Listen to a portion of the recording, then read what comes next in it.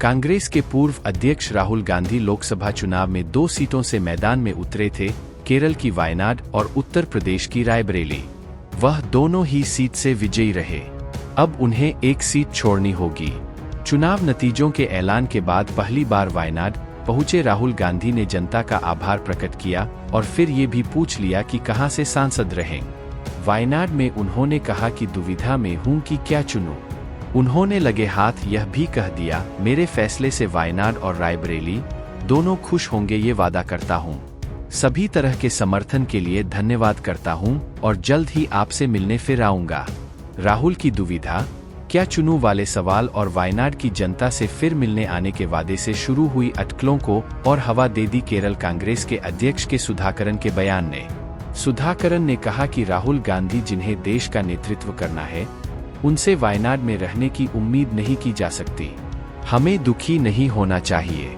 हर किसी को यह समझना चाहिए और उन्हें अपना समर्थन देना चाहिए। राहुल के वायनाड छोड़ने की अटकलों के बीच कांग्रेस कार्यकर्ता ये पोस्टर लिए नजर आए, राहुल जी प्लीज हमें छोड़कर मत जाइए। अगर जाना पड़े तो अपनी बहन प्रियंका गांधी से कहें कि वह हमारा ख्याल रखें। यह कोई पहला मौका नहीं है जब नेहरू गांधी परिवार से आने वाला कांग्रेस का कोई नेता 2 सीट से चुनाव जीता हो। ऐसा पहले भी हुआ है। इंदिरा गांधी से लेकर सोनिया गांधी तक 2 सीटों से चुनाव जीत चुकी है। खास बात यह भी है कि दोनों ही एक उत्तर भारत और एक दक्षिण भारत की सीटों से चुनाव जीती थीं, ठीक उसी तरह जैसे राहुल गांधी। नेहरू गांधी परिवार का कोई नेता जब 2 सीटों से चुनाव जीता है, तब उसने नॉर्थ या साउथ किसे चुना है, कौन सी सीट अपने पास रखी और कौन सी सीट छोड़ी। पूर्व प्रधानमंत्री इंदिरा गांधी को इमरजेंसी के बाद हुए पहले चुनाव में रायबरेली सीट पर हार का सामना करना पड़ा था।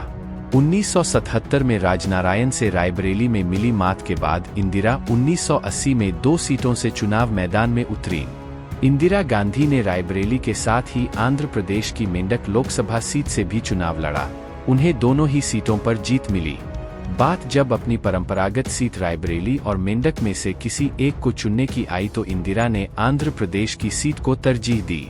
इंदिरा ने रायबरेली सीट से लोकसभा की सदस्यता से इस्तीफा दे दिया था। इसी तरह के फेर में एक बार सोनिया गांधी भी फंसी थीं।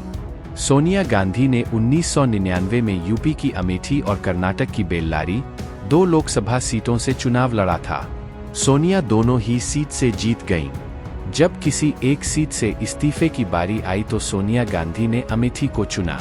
सोनिया गांधी ने अमेठी सीट रखी और बेल्लारी सीट से संसद की सदस्यता छोड़ दी। तब सोनिया के इस फैसले के पीछे जीत के अंतर को वजह बताया गया था। तर्क ये दिए गए कि अमेठी में जीत का अंतर बेल्लारी के मुकाबले अधिक था। अब राहुल गांधी भी अपनी मां सोनिया गांधी और दादी इंदिरा गांधी की तरह एक नॉर्थ और एक साउथ 2 सीटों से चुनाव जीत गए हैं। ऐसे में वह किसके फॉर्मूले पर चलकर फैसला लेंगे। इंदिरा गांधी ने रायबरेली जैसी सुरक्षित सीट पर साउथ की सीट को तरजीह दी थी, तो वही सोनिया गांधी ने बड़ी जीत का मान रखते हुए अमेठी को चुना। इंदिरा के समय एक चीज अलग थी, कांग्रेस सत्ता में भी आई थी। सोनिया गांधी के समय केंद्र में सरकार चलाने का जनादेश बीजेपी को मिला था। इस बार भी ऐसा ही है।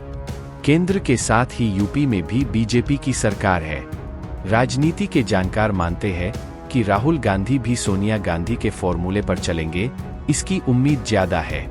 इस समय कांग्रेस उत्तर के मुकाबले दक्षिण में ठीक ठाक स्थिति में है।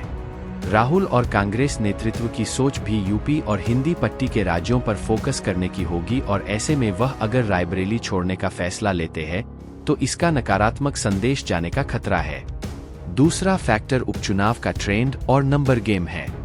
रायबरेली में कांग्रेस का मुकाबला उपचुनाव में सत्ताधारी बीजेपी से होगा, जबकि केरल में लेफ्ट उसकी प्रतिद्वंदी है। कांग्रेस जीते या लेफ्ट, दोनों ही परिस्थितियों में इंडिया ब्लॉक की सीटों के नंबर पर कोई असर नहीं पड़ेगा।